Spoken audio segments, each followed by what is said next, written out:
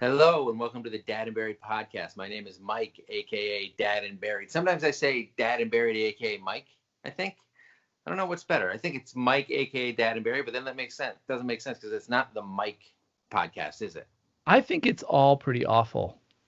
You know what, Pete? The whole thing was your idea, okay? So you know what? I've made a huge mistake. I think that much is obvious. So my name is Mike. You may know me from Instagram or TikTok where I apply chapstick. It's been a while. I got to get back on that. And this is my friend. What is it, Pete? It's Greg with 3 G's, actually. G's. Yeah, so I know it was close. You were close. No, I'm Pete, and I have an email address. So that's. I don't think I even have that address. We communicate solely once a week over Skype for the podcast. Well, actually, I go by the mailbox, and if there's a chalk line in a certain way, then I know that the podcast is happening, and we just sort of rendezvous that way. I like we're sophisticated enough to communicate in code. Come on. I know. We can barely communicate over text. It's true. Seriously, you're a very inconsiderate texter. Sometimes you just don't respond for like 2 days. I had to say ahem to you. I said ahem in a text. I know, in the most passive-aggressive way you could possibly imagine. I waited like 48 hours. I know, but like, I don't know. It was you were like, hey, it's happening. And then I was like, okay. In my mind, I was like, okay. And then you cleared your throat. And what did I say? What did I say? I said, it sounds pretty nasty. You should get that checked out. Yeah, it was hilarious, as always. always. A perfect way to respond to a passive-aggressive. Was it? Yeah. Anyway. So tonight is a very special episode of the podcast. We've been doing this thing for about a year, and finally I found my Dolphins hat, and I'm wearing that for the episode. Normally it doesn't fit. The elasticity got strained, so it doesn't fit, but I have a fro now, as people online have seen, and it fits beautifully. So we have a lot to talk about in regards to how bright it is, and how the Dolphins are on the upswing. And then after that, Mom&Buried. My wife, Heather, is going to come on and chat with us a little bit about why she started her Mom&Buried account. Purely just to annoy the shit out of me, pretty much. Well, it's what's nice about it is that she took your last part of your Instagram handle. Not your name. Not your name per se, but just your Instagram handle. I think that was really sweet and means a lot. In terms of growing an audience and monetizing it online, of course. Much to my old-fashioned father's chagrin, she did not take my actual last name, but she pounced at the "and buried" the second she got a shot. You know what? She's a modern woman. She knows exactly what she wants, and she went for it. Well, we're gonna find out tonight if women can have it all, because that's one of the many questions we got when I asked people. So she has a pretty good, fair. I mean, nowhere near as big as my Instagram following, but a pretty robust following herself, and I know a lot of her fans are very curious how she was able to attain someone like me. They look at me and they're like, wow, look at that guy.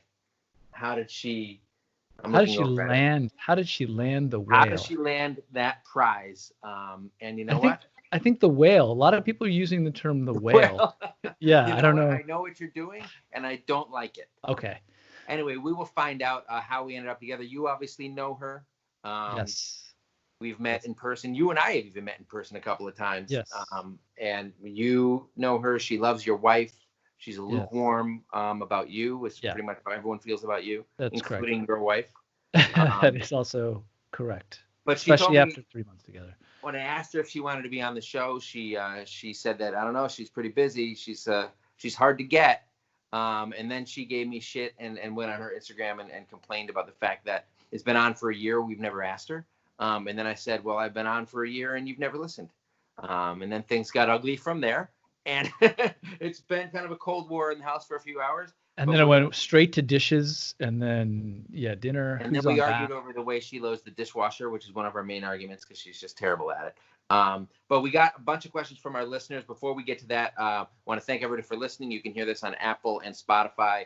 Comment on individual episodes on YouTube. Please subscribe and rate us wherever you can, especially on Apple. And there's a whole bunch of people that are patrons on patreon.com and give us a little bit of cash to keep this going. I'm going to run through their names like the Micro Machine Man, Ryan Miller, MS Babayan, Check Your Kids at the Door, Chris Coleman, MC Daniel 1980, Mallory McKenzie, Miriam, Tina Davis, Lindsay Woodruff, Andrea Sandoval, Barbara Geiger, Bill D'Amica, Dana Bose, Jacques Ovar, Morning Glow, Cotton Farmer AZ, Wes Clark, Jennifer Wynn, Julie McCarthy, Paula Polsky, Mary Williams, and Julie Burton. Now I don't know. My wife is friends with KSU Julie / Julie Burton in the social media online way where they chat every once in a while.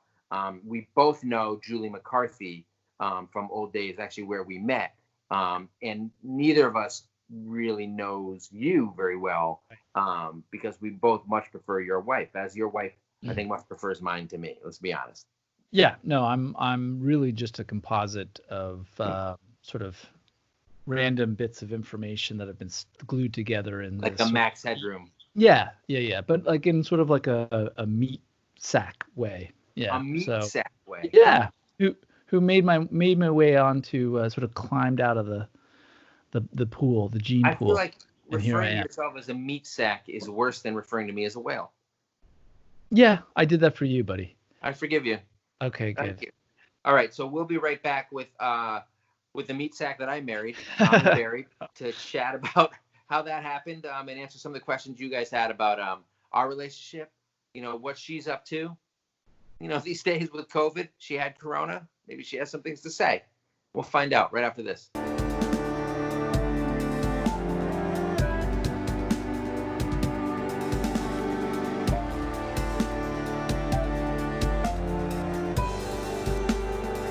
All right, welcome back to the very special episode of the Dad and Buried podcast. We're really going to dive deep into why my hat is so awesome and what happened to it that I can only wear it now that I have like the screech. You don't like it? Everybody wants to know, Mike. Everyone's dying to know what happened to your hat. So the Dolphins have tough colors. Oh my God. Okay. Look, all right, next. They have tough colors. It's very bright though. If you need me in a crowd, who's the guy wearing the neon orange hat? It's me. It's Dad and Buried. So FYI, if you see me or anybody wearing this hat, because I really think I'm the only person who's even purchased it. But I love it. Well, that's a nice tidy profit that the Dolphins have made. Because I don't even know how much they get from how much do you get from licensing your logo for hats? It's like New Era has to get more of the pie, I would assume. I don't know. It depends on the kind of deal that you're striking and if you're a good business person or not. Because Dolphins should get because that's why we're bringing my wife. That's why we're bringing my wife Heather on tonight. Talk about licensing fees, team apparel. There she is. Hi. Heather and Buried. The first guest. I do not go by that. Look, but continue. This is my show. Please. Just like you do here, defer to me. So this is not only her first time on the show, but the first time we've ever had a guest on our show. Isn't that right, Pete? That's true, but we have had Nate. We have had. So Nate also has been a key part of our show for a long time. Although he generally chimes in with sort of little bits of wisdom. It's one of the things we miss. Snipes. Or I like to look at him during it and see him laughing when I've just nailed it, which is like pretty much constantly. It's going to be a very different vibe here because I remember in episode 3 when that happened. It happened one time. I've never seen Heather laugh at one of my jokes, so the vibe is going to be a little bit different. I mean, I have to say I am truly honored, Pete, for hanging out with me tonight, and you're fine, I guess. It's amazing. This is already a wonderful, wonderful start to the episode. So top 65 episode. Let's. It is. Let's. So there's questions, right? We have people that have questions for. We do have some questions. So we have some questions from some the usual suspects. Bentini 80, Little Charmer 80. Are they really both 80s? Because they ask so many questions every week. And I think they both, because of me, follow her. No, that's not why. She hates it. She hates it if I imply that she has most of her followers. Because I mean, me, Bentini, and like Little Charmer, like this, please. I mean, we mainly talk shit about you when we talk, but This is a mistake. This is gonna be good. All right. Go ahead. Tell me what my girl said. Okay, Bentini 80 wants to know, what parenting task does MomBuried find to be the worst? Parenting task? This is a parenting podcast. She's never listened. Yeah, I mean, I've heard good things. I've heard great things. I am honored to be here. Yeah. So I just wanted to clarify, it's parenting, not like you, but like our children. I don't like this joke that husbands are another child. It's offensive to men. Men have been ruling the world. That's true. Literally for millennia. So have some respect. It's time we get the respect that we deserve. Yeah. Well, that's right. Mistake, by the way, for millennials now. But you're just usually the most difficult. So the worst parenting task. Yes, man. This is really that difficult? Yeah. I mean, everything is such a joy about parenting. It's like the best thing that's ever happened to me. Nothing ever goes wrong. There's sunshine and rainbows. So, Heather, I'm going to stop you there. That's a different podcast. I don't know if you've listened to Dad and Barry, but this one's really focused. We've kind of focused our niche on all the really, really garbagey things that happen. And so negative the things that are really tough. So, I get it. I mean, that's what we like to call sarcasm here in the Buried household. No, we never refer to it as that. You commit to the bit and you never let go. You never let up. So she's having trouble answering the parenting question. So we're going to switch to some personal stuff. So Mom&Buried lived in Los Angeles for a few years before we met in person, although we were friendly over the phone back in the day when people actually made phone calls. Mm-hmm. And Bentina80 wants to know if you liked living in LA and if we would ever move back. Oh my God, no, I would never go back there. I would never go back there. I mean, the nicest part is I lived near the beach. I never lived there. I've just visited. And I was single, and so I had a lot more like time. That was the nicest part, being single? Cool. Yeah. No, honestly, I got tired of that scene, but I don't foresee that. I can't imagine you in LA. She got tired of the single scene, and that's when I pounced. Desperation always works. Is that when you pounced, Mike? Because I think, is that when they cleared up that whole warrant situation when you were busy pouncing on people? You joke. I'm not much of a pouncer. I'll just sit there until all the other options, screw themselves. And then, hey, who's left? Oh, that guy, I guess. Oh, this guy. The whale. I don't know the whale joke because I haven't, It wasn't it. He's just referring to me being fat. No. The whale, like how in Vegas when you land the whale, it's like the big Kahuna. Well, that's what Mike is, the Big Kahuna with his orange hat. Yeah. I don't appreciate the insinuation that I gamble. It's a vice, and I don't partake. Do you like working or staying at home more? So she was working for about 6 months, and then it was not a good fit for you, and you left, and then immediately upon leaving, contracted the plague of the 21st century, and was bedridden and isolated for a month. A month, yeah. So that was like kind of a bummer. And then the next month has been me at home too, and homeschooling. So okay, hey Mike. Yeah. Can Heather answer the question? Did she like working or staying at home? Are you gonna be like this the whole time? I might not come back. Okay. So Heather, well, what's going on? Out. Woo. This is now the Mom&Buried podcast. That's right. You got the floor. You have the conch. Yeah. So first of all, the way you said that's hilarious because you're like, she worked for 6 months. Yes, in my entire 40 years on the planet, I worked for 6 months. I was giving the perspective of what life is like when you were working recently, and then the switch into a very unreal situation now, because it's not what staying at home used to be like. Well, hold on, if you don't mind. Why don't you actually take it from the point at which you guys were married? Obviously, both of you were working, but then when you had kids, because you've worked on and off during that time. We both have. It's funny. Yeah. We have a joke that we rarely work at the same time. Okay. We pretty much tag team on that. Okay, just to be really clear, that's the worst joke I've ever heard. Okay, that's like not even a joke. So Heather, why don't you walk us through what it's like, what you prefer, because you've seen both sides of it. I have not, but I'm interested to know.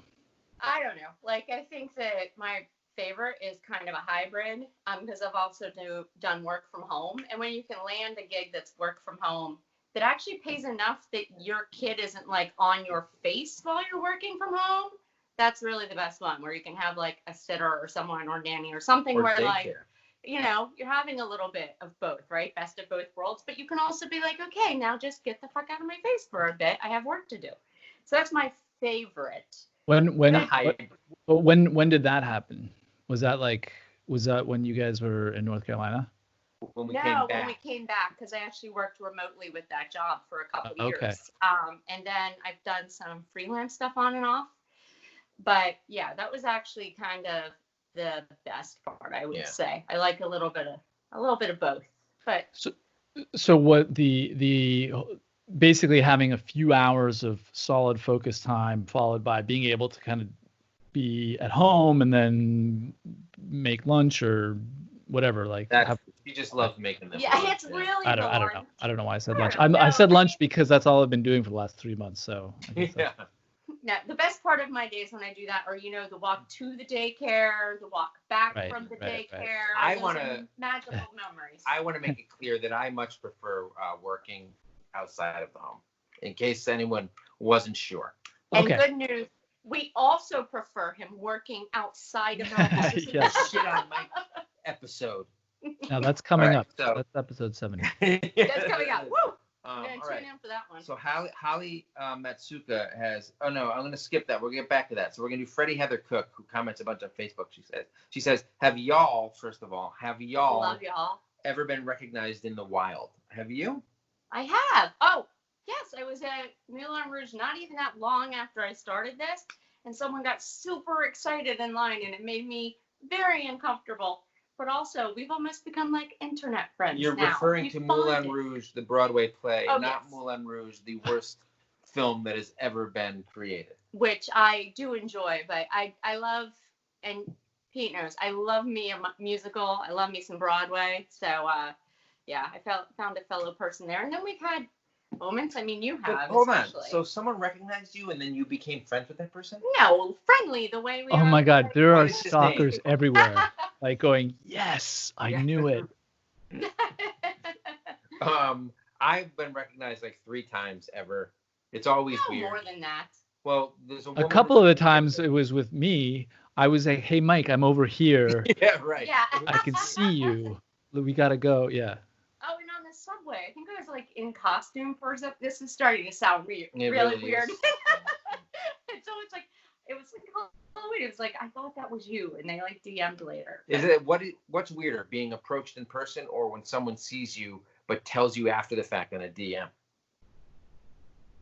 No, I actually think the DM thing is weirder. I don't know. It's better. Weird. It's so I much I think it's You're cool. waffling. You're dodging all the questions, and I'm sick of it. Okay. She wants to know which kid is your favorite. Oh, I mean, it depends on the day. You see how quickly she was like, oh, I got this one ready. Answer, please. I got this one. No, it actually depends on the day.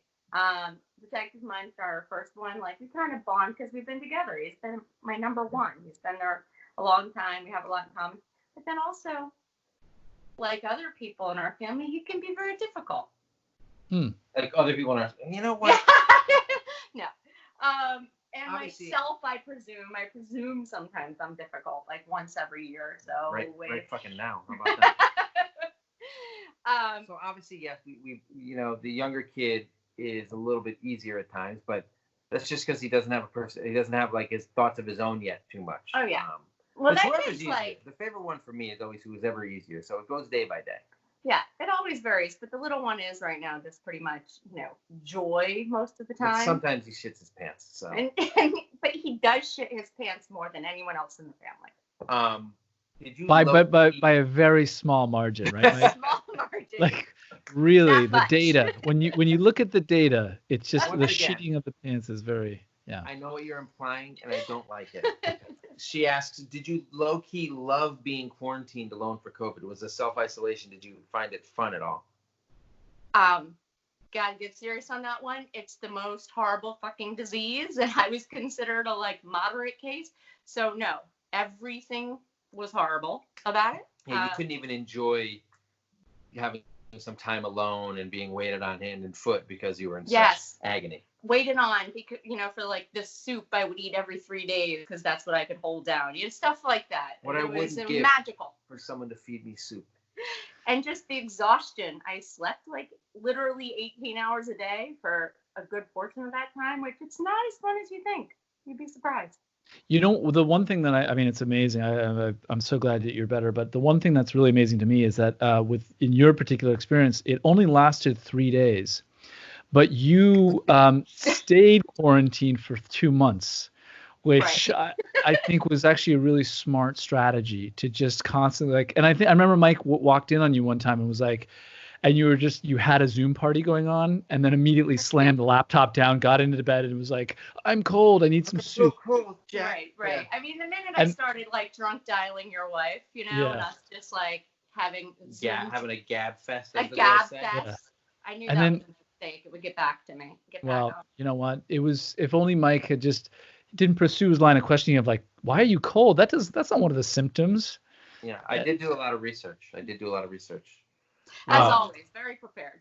No, that's we're happy that you're back. And when was the last time when did you know that you're kind of out of the woods? Was it a couple weeks? When did you leave your self-isolation? Well, I left the self-isolation like the first week, like right before Easter, like the week of Easter. And I have to say, the crazy thing is really some of these symptoms do drag on a couple of weeks. I don't want to turn this into a bummer episode, but like I've got into this little Instagram group of like other people who went through it. And it's just this crazy crap that like, for weeks after it, I had like a fever, like a low fever for like a month after being not sick. Yeah, she wasn't contagious. And would have to go to sleep, or I would try to do something and like it'd be hard to breathe. And by something, I mean walk up the stairs. And the breathing, like when you say it was hard to breathe, like it was like was it like asthma or I don't know even? Yeah. I don't know. Well, I've never had asthma, but now I have an inhaler. But you've seen Stand By Me and Goonies. I did. Oh my God, I love. You know what asthma is. So pretty much, yeah. Stephen King's asthma oeuvre. Oh wait, he didn't do Goonies. God damn it! I really, what? Why you're would throwing you me off think my game. Stephen King I don't did know. Goonies? It was about children and sloth. Sloth might as well be Pennywise. Goonies is the best movie of all time. No, it's not. Freddie Heather Cook has 2 incendiary questions here. She says, "How do you handle moms in your husband's DMs?" There's this misconception. So our mutual friend Sujal asks me all the time if I get a lot of DMs from moms. No, usually it's like an emoji because they laughed at one of my stories. Usually, actually, most often it's people saying your wife is awesome or your wife is funnier than you, which is. I'm not the least bit concerned about that one. I get more DMs from moms, let's be honest. But I love you, so I just know that it's pretty good. I'm fine. I'm good to go. No worries here. I don't even know what that It's nice to see that it's all about mutual respect, which there's a lot of happening right here. Not a lot of patronizing or anything like that. She's just like, you just have. It's impossible for you to believe someone else might want to, slip me their digits. Your catch. I mean, maybe not day like 75 version of Dead and Buried. Yeah, you know what, Mike, you're more like COVID, but like kind of like the new COVID when it was sort of like, what is it when we were calling it coronavirus? That's kind of what you're like. You know what I mean? Now, I will say in your defense, you are fairly amusing to have around the house sometimes. Hey, look at that. Well, hold on. Let's nip that in the bud with Freddie Heather Cook's last question. What's the most annoying thing your husband does online that you would like to now bitch about publicly? How long is this podcast? No, she's saying things I do online that are annoying. Online that are annoying. Yeah. Probably that I have twice as many followers as her that makes her most annoying. No, actually, I'm sorry. It's not twice as many. Even though you've been doing it 10 years longer, I'm nipping at your heels. But, that it's not about numbers. It's not. It's about engagement. I love your modern coupledness. It's wonderful. Yes. Hey, 2020, baby. Yeah. So, what you do online? That's annoying? Do I do anything weird online? I think maybe. Yeah, I think he tries to look the worst he could possibly look. You mean physically? Like his hair, I swear he froze it out on purpose, just for to go on stories and to go and things. And it's just like, yeah, I mean that's not even what you look. I wouldn't have married you if you even looked a little bit like this. It's the unvarnished me. It's exactly. You are misrepresenting my brand. I'm about at this point transparency and honesty and the real, keeping it real. That's what I do. I will say, I mean, please, as if. Because I'm keeping it real. It's not like for anyone who I guess hasn't been to my Instagram. pretty real myself. I'm usually in pajamas and I don't have makeup. I'm not one of those people. Sometimes, Not one of those people who wear things Wears besides clothes. Those fucking ivory tower elitists with their non-pajama based clothes. With their underwear and undergarments. 1%. People who are on social, so not Pete, Yeah.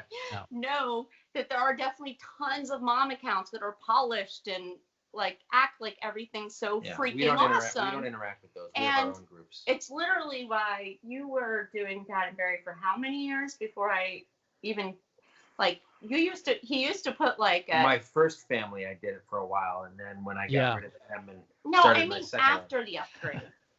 10 years. Yeah, so for 10 years, and I literally joined Instagram at the end of 2018. Not even. We don't need to get into it. My point is that one of the reasons is because of those super polished people. So if you could just land in I don't know, just non-peasant peasant. This is just guys. This is a wonderful interview, and what I'm taking away from this is really the main concept is that Heather has really grown her audience much faster than you, Mike. Because I'm and also stop looking like a slob when you post on. So let's move on to some. Look, Pete right now, he looks like he has it together. Yeah, poor man's Michael Fassbender. Yeah, very poor. The entire quarantine. What is wrong with you? Well, now that I know. No, He's not such a prize anymore, is he? It's a nightmare. Yeah. Okay. Well, kudos to you. I mean, it sounds like hell, but kudos to you. So I'm sorry to take us away from praising Pete and shitting on the man you chose to spend the rest of your life with. But Ali Bilchek wants to know how you manage your chronic illness and motherhood. Because Heather has multiple sclerosis. So I got diagnosed with that I think our first kid was 3 months old, 6 months old maybe. So I don't even know how old he is right now. I mean, honestly, there's really no way to tell. There isn't. Scientifically, it's you need to pull his teeth and count the rings in the teeth. I don't believe that's right back. Actual science. I think it's really hard to manage, honestly. But you've never been a mother without having a chronic illness, so. No, but I will say, as chronic illnesses are known to go, it's gotten worse over time. The first 5 years, it was an inconvenience, whereas now it gets harder. And after the second kid, it definitely, chronic illness, it can get worse after pregnancy, and that definitely happens. So Cassafras25 says she also has an autoimmune disease, and she had her thyroid removed due to cancer in October. She says, how do you deal with the debilitating fatigue that comes with illness and parenting? I like how she said and parenting, because I don't have a chronic disease. I didn't have COVID, and I have debilitating fatigue. Yeah, it is. Although, to your credit there, I take naps, MJ really helps me get extra sleep, and he's really good about that. And as the kids have gotten older, that's MJ being, of course, Michael Jackson, a wonderful recording artist who gets you through most hard things. And right, Mike? Also Michael Jordan. It's both of them. Right. Whose documentary is a wonderful delight to watch. She didn't make the cut for the documentary. I did not, despite my praise. But no, despite how often he let her take naps. I think that you have to just try to take care of yourself too, because I think I struggled for a long time thinking I have to, I would feel super bad for being exhausted, and I still do sometimes. And I tell her, I'm you have multiple sclerosis, cut yourself some slack. But but now we have lazy Sundays, which usually I drag him on some family fun bullshit thing, and now there's usually a day of rest somewhere in there. Yeah, if I'm lucky. If you're lucky. Otherwise, fun bullshit. So, but do you just to follow up on that? Do you are you changing? Do you change the way you exercise or eat or anything like that? Do you have to manage it that way, or is it just the napping? Yeah, it's very case by case. I mean, a lot of people choose to change their diet entirely or eat completely paleo or things like that. And I find that really hard with young kids, especially to not have that. I mean, I won't eat a lot of the crap that they do. Like, for instance, I usually will avoid gluten. Like, I'll buy the different bread and stuff like that, but I'm still having pizza once a week. Like, so, you know what I mean? But for day to day, I try to do that. I love to exercise. It's really hard. I mean, I love to exercise. Like, I like to stand on the elliptical and watch like shows. I'm not one of these people. No, I mean, a lot of us know that you go to the gym and really just watch other people work out. Yeah. That's one of the main things. Right. Yeah. I mean, that's why I go to the gym. Really bummer now that I can't go there for fear of catching COVID again. So Imperial Elm is a new mom with MS, and she wants to know, I know you started to talk about that, if you had any recommendations for managing your disease. I think part of it would be you can't have the guilt, and you got to do what you have to do. If you have to nap. If you have to sleep a little longer, don't beat yourself up about it. If your husband is just a straight up amazing dude who like lets you nap and, hang on to him. Let him have his hair look kind of stupid. But also, if your husband, like, his Instagram account isn't growing as fast as yours is, then also just sort of remind him, like, often that that's the case. Right? Often, yeah. Right. She does. I just wake up from a nap, from a dead sleep. I just blurt out, your growth rate is slowing. You know what? But no, I want to actually talk about, we could do a whole episode on MS. So there's so much to say that I'm not going to like jump down. Start your own podcast. God. Austin. Okay. No, but I would just like to say to that person, like, one, I actually have written about that stuff. I share a lot of it. So for people who want to talk more about it, I write articles, freelance and stuff that you can go to my Instagram and read about. But see, to her credit, she uses her Instagram as a platform for talking about MS and for good, that stuff. Whereas I just shit on my kids and my life the entire time. Yeah, there's definitely more balance, and I don't know. I'd say that maybe there's a heart in my Instagram that's a little different than yours. I have no problem. Much like personalities, but How's your meme game, Heather? Is it as good as Mike's, or not? Is it just as your? Is it as sort of everything you post is a meme of some kind? No. I would say no. I post real stories a little bit more. I'm big on the like tweets and random thoughts. His meme game is pretty good because he knows literally every pop culture reference in history, so he can apply that. I mean, I have children I'm raising alone, so it's really difficult to find the time for that. But do you ever scold the kids for interrupting Mike while he's working on a meme? God, no. Working on a meme. Your dad's working on memes. I told you not to go in there. It's meme time. You know that. He's memeing. So the next round of questions does involve our domestic arrangement. Both of us? Life with the Corks wants to know how we met. I'm so sick of telling this story because every time we do like an Instagram live or something, people want to know. We both worked for an online e-zine, which she calls the e-zine. Are they called magazines? Are they called magazines? No. Heather's it was incorrect. This is like the turn of the century. The turn of the century. We wrote for this e-zine that there was a behind-the-scenes community with message boards. We got to know each other. She was on the West Coast. I was on the East, but we had similar single 20-something lifestyles. We became friendly over the phone, like I mentioned earlier. And then at one of the get-togethers, we met, hit it off, and then decided to do long distance for a little while. Well, so you guys had called into 1-900 e-zine party, and we're on the phone on a party, like, hey, this is pretty good. The best part is a lot of people are gonna be like, I'm sorry, what are you referring to? What is this e-zine? Yeah. I have no idea. It was before like blogs. Tinder. And no. They existed, but there was a stigma. If you met somebody using an online dating site, it was still weird, right? It's not like it is now with the apps, and that's how everybody meets, right? And we didn't even do that. And I used to take pains to be like, that's not how we met. It was more like we were columnists, part of a community on this like media company that like wrote articles and stuff. It sounds made up. $1,000 to replace the suede leather jacket she ruined at a party with wine, and said, if you'll just pretend to be my girlfriend, it would make me look cool. We just watched this movie the other night. No, I know what you're talking about. I'm just rolling my eyes. I'm sorry you guys can't hear the eye rolling, or maybe you can. You offered her $1,000 for a night she would never forget, which was just receiving $1,000 and then walking away. And me walking away.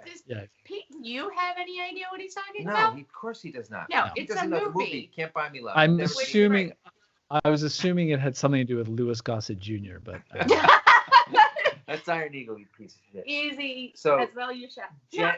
I want to tell my version. We can't just do this whole thing. So it was a spring day. We got other questions. Fine, but I don't tire of telling the story. So we can do it live, maybe in a couple days, and we'll just tell our entire love story, every bump in the road. Jen Ben 801 wants to know how many kids we wanted to have to begin with, and did it change once we had one? We wanted to. I think I always wanted two. A boy and a girl. I probably wasn't averse to three. I don't know. Maybe I was. I was averse to three. But I knew I always wanted at least two. I don't think I would say at least. I just didn't want one because I was worried. And then we had one for 5 years, and I was kind of like, this ain't bad. Just having one, right? We were kind of like, I don't know. We got to, you get to that place, as you know, that like, if 5-ish, they're starting to have a little bit more, like you don't have to do every single freaking thing, and it was starting to feel more normal. And then we had, and then it's like, boom. And, it's like resetting. I know. I'll never forget when. I remember we were at this point where I looked at my wife and I was like, you know what? We just haven't fought in so long. Let's have another kid. Let's do it. Mix it up, So keep it spicy. Jen Ben 801 also wanted to know what has been the hardest compromise in parenting, and I would say it was having the second kid. She really wanted it, and I was like, I'm gonna compromise. I'm just kidding. We love the Hammer very much. Oh my gosh! Please, you're being honest about Favorites. Your favorite child. Well, we've talked about it, which is like, having one is 100% harder than not having a kid, but having two is 100% harder than having one, which is the math obviously doesn't add up, but that's how hard it is. Having three is 7% harder because at the point, like, yes, I've heard this. It somehow doesn't make it more appealing. But listen. Follow my math logic and you'll get there because it makes no sense whatsoever. Sounds like Common Core to me. I do remember being like, oh my God, these are twice as many kids. Like I did not do the math on that. Like I wanted a second, but that's like the point is you thought when you had the one kid, you thought you gave everything you could possibly give to the kid, and you were totally wrong. There was so much more time in your day that existed. Yeah. When you had two, and then by that time you're going to the park anyway at 5 o'clock in the morning. So you might as well just bring this third thing along anyway. So can I just tell you that no one here is going to any parks at 5 or 8 or 10 or gets him out of the house. Noon. Yeah. Well, listen, the problem is honestly, the problem is drug dealers don't come out any later. That's the problem. You got to go to the parks early in order to buy Coke and smoke. Do you understand? Okay, thank you. You know what? This totally clears up how you haven't been drinking, quote unquote. That's right. Quarantine. That's right. I have been racing cars, though, just on foot. So that's happened. Essa8406 wants to know if you wish you had a girl. Yes. No, I don't. I don't wish either one of the kids that you meet the kids. You're not going to be like, let's vote this one off the island and get a girl in here instead. You're not going to do that. That wasn't the question. But I'm saying, like, I cried a little when I found out the second was a boy because it was like, I know I'm not going to have any more, and I grew up with sisters, and I always wanted a girl. I don't know. Pete's got 2 and 1. I'm not gonna push for it. I'm not gonna roll the dice because I already know my odds. Roll the bones, as Geddy Lee might say, right, Pete? No idea what you're talking about. Mrs. _Guffel wants to know, what is it really like living with Dad and Barry? Seriously, fucking time of your life. That's inaccurate. So this is. Do you want me to leave? Could you step aside? I've got things to say. You're not always a good time guy. You're not always. Wait, you're not. Wait, hold on a second. Mike's not always his cheery, super good time self. Right, Wow, that's so weird.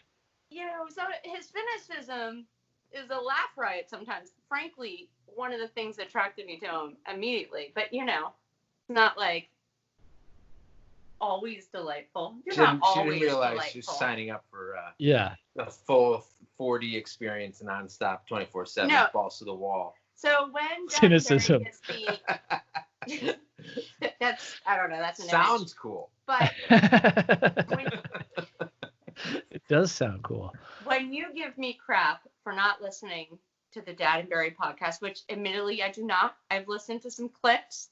I don't like podcasts to begin with, but Ouch. I live the Dad and Barry show 24/7, 365.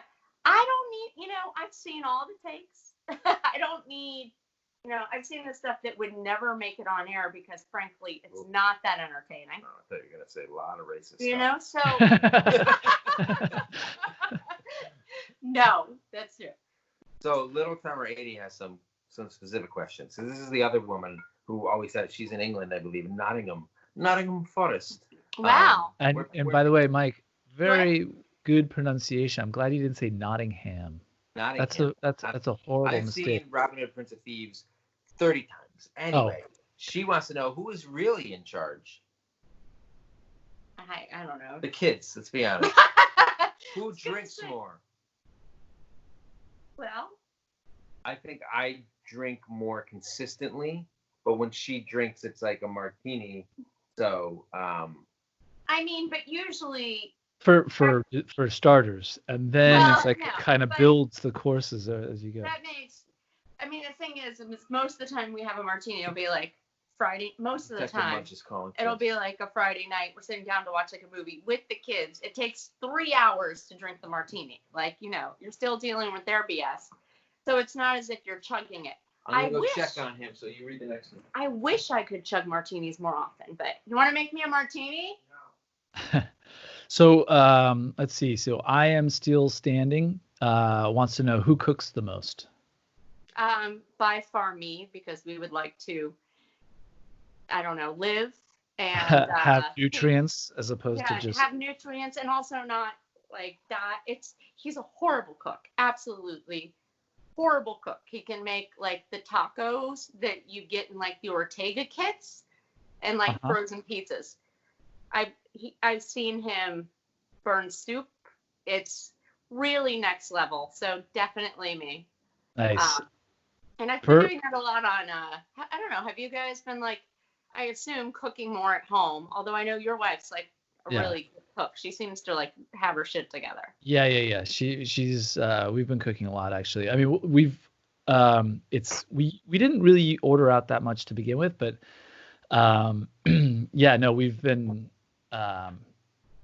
been cooking a whole bunch. It's been bonkers. Well, now I guess the point is that now that the kids are home, now that everyone is home all the time and not like doing school lunch or, like out, and I'm not like getting lunch out or whatever.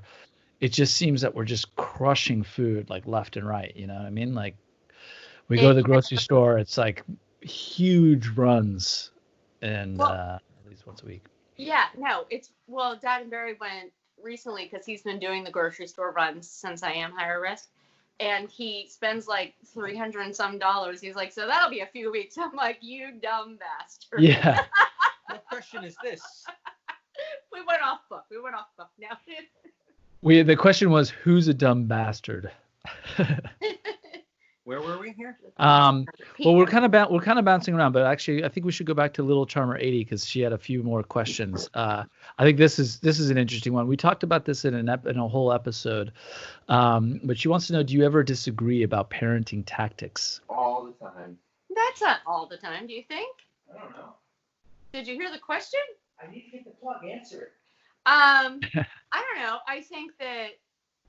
Not on a lot, but the ones we disagree on, it's consistent, and, just I think like probably a lot of couples, you have to find some median place or work together to get somewhere where you agree on it. Like sometimes you just, how do you not, how do you find this perfect magical match who disagrees with every single approach you have to life in parenthood? Wait, hold on a second. Are you saying you disagree in every single approach? No. I'm saying I think we disagree. And like I said, most of the time we have a lot of similar views, but then on the ones we disagree on, they're consistent. And then I was just saying at the end, I mean, isn't that like most married couples? I mean, how? Yeah, but like, what's something for like, is it like food, for example? Like, oh, I'm always like, I draw the line at Cinnamon Toast Crunch. Like, I just like, I can't give that to the kids, but like, I do draw the line at Lucky She thinks Charms, I yell too much. Oh, there we go. He definitely yells too much. That's what I think. And I don't know. I think that, well, what's something that you disagree with me? She coddles the kids. No. So it's the same problem, really. Okay. It's the same problem. It's just, counterpoint. Yeah, well, that's what it's all about, right? Finding a compromise between her not yelling enough and me yelling too much. Working together. The fun thing is, neither tactic works.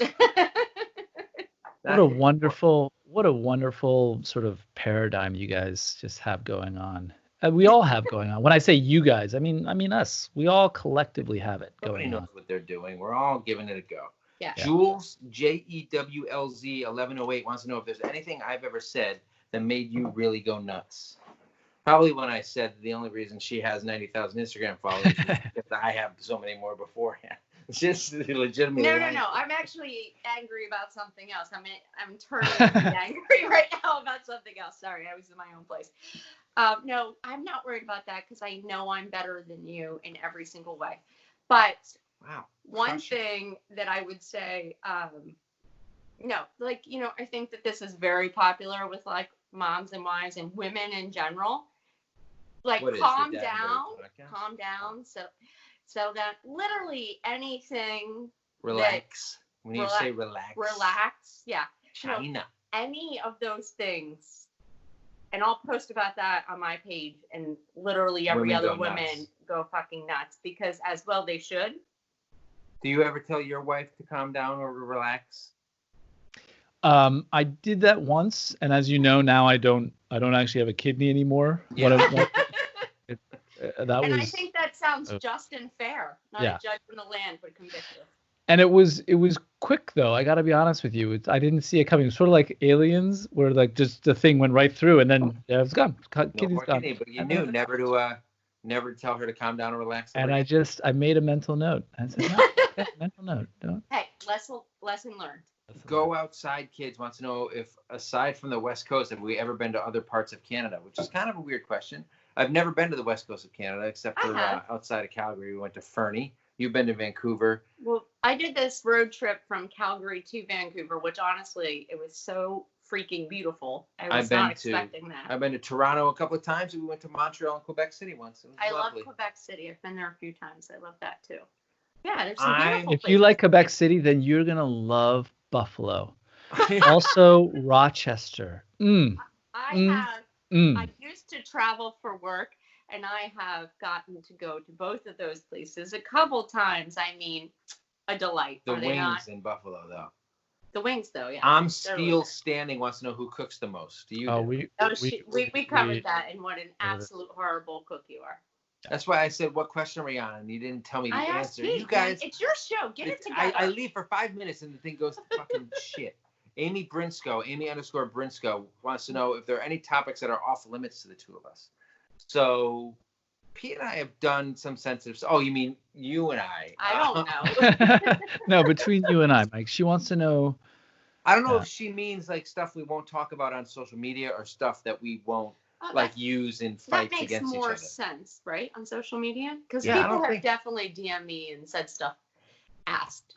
Well, you talk about your MS. You've talked about COVID. We've talked about the kids' ADHD. Yeah. We talked about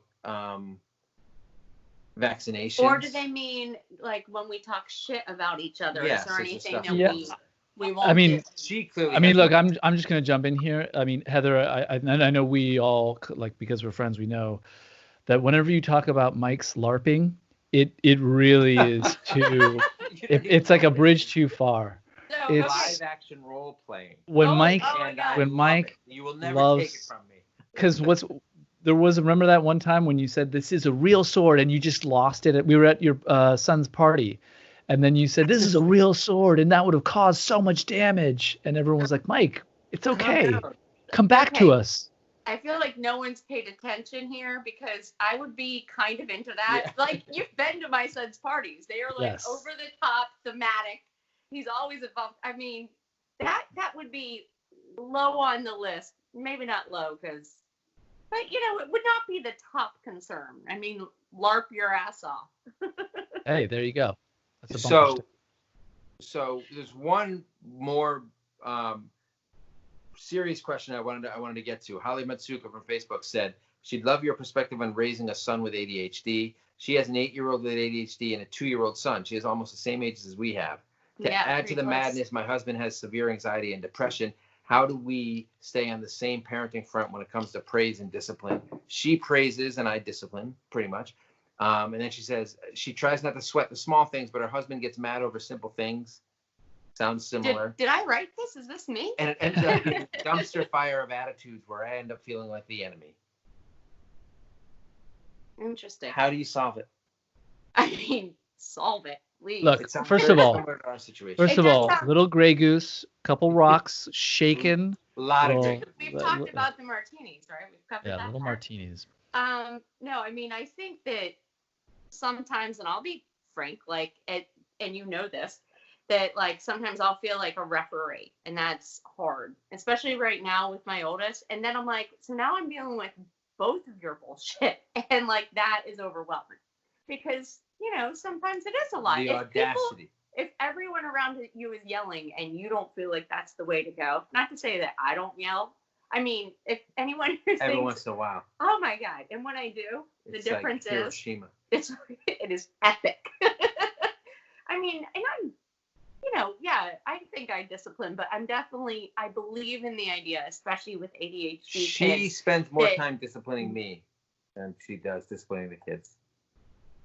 I'm eye rolling. There you go. Sorry. No, I would say that with a kid with ADHD especially, I believe in the thought that and this is what the doctors say and all that crap, is for like every time you are, what's the word? Not disciplining them, but like, putting them down or whatever. Yeah, like they take it so personally, and you can see in my kid, like his regret is deep after, right? And so for every time you're like scolding them, you need 10 times praising them. I'm not saying that this is some math I sit around doing. It is impossible. Yeah. But I try more. Hey, look, kid, your socks are good. No, yeah, that's the kind of stuff you end up doing. Yeah. Wow. Hey, wow. You ate 3 bites. Those were nice bites. Nice job. Okay, jerk. You know what I like that you were saying is that I think this is probably $1 billion industry is a household referee. Wouldn't it be great just to have a referee just be like 5 points awarded, great comeback.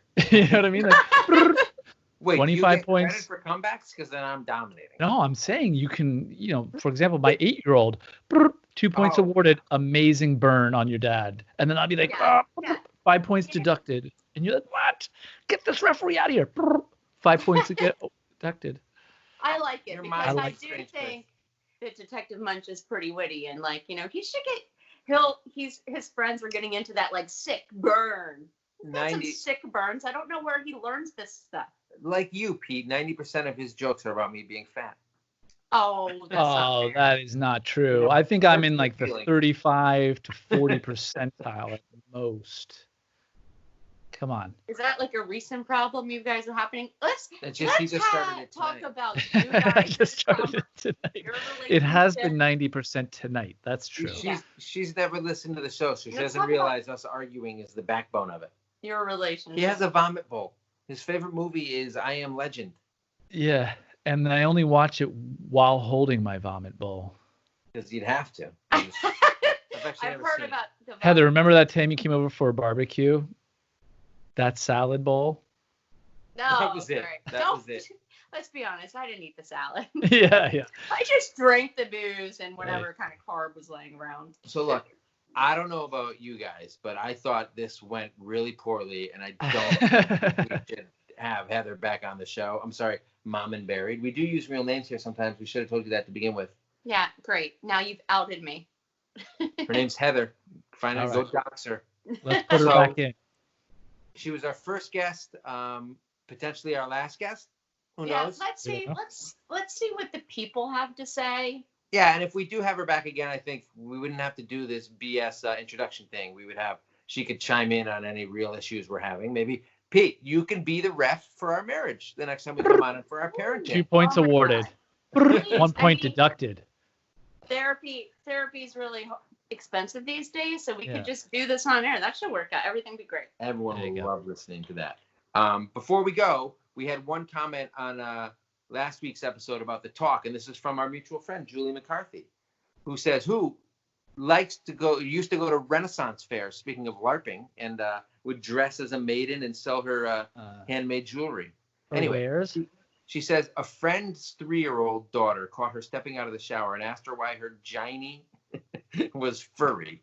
My friend replied that when you grow up, hair grows on some of your parts, and the 3-year-old replied, "Woo, that's fancy." Wow, check out the big butts on mom here. You got some hair in her giny. Wow. That kid. Well, if that's fancy, consider me Marie Antoinette. That was disgusting. Yeah, boy. I hear it. I want everyone to think spandex. That's kind of what I got going on. I feel like I should have.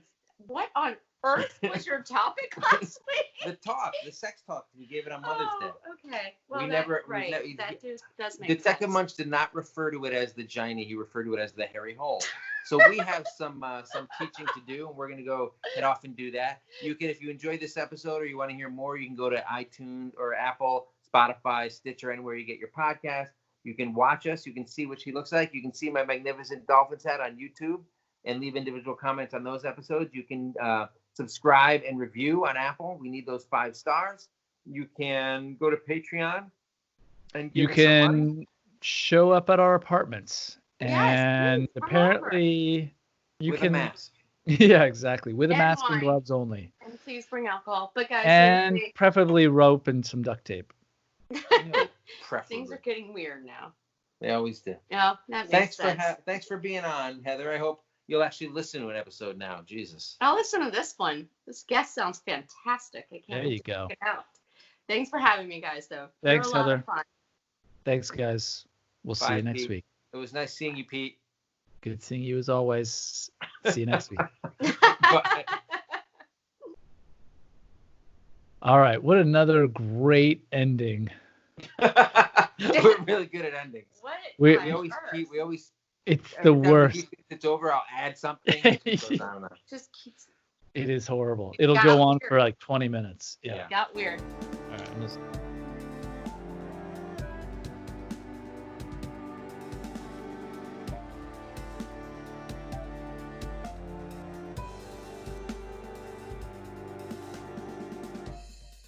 I don't know why you would still be watching This Isn't a Marvel Movie, no matter how much I look like Paul Rudd, which you can deny it all you want. It's there in the eyes, I think. I'm young looking like him. If you enjoyed the podcast, which you obviously did or you wouldn't be listening still, sign up on iTunes, Spotify, wherever you want to listen to. Comment here on YouTube, subscribe, hit that like button. We want to hear from you. Comments, questions, dirty jokes, money, all the money you can give us. We'd love it all. Catch you next time.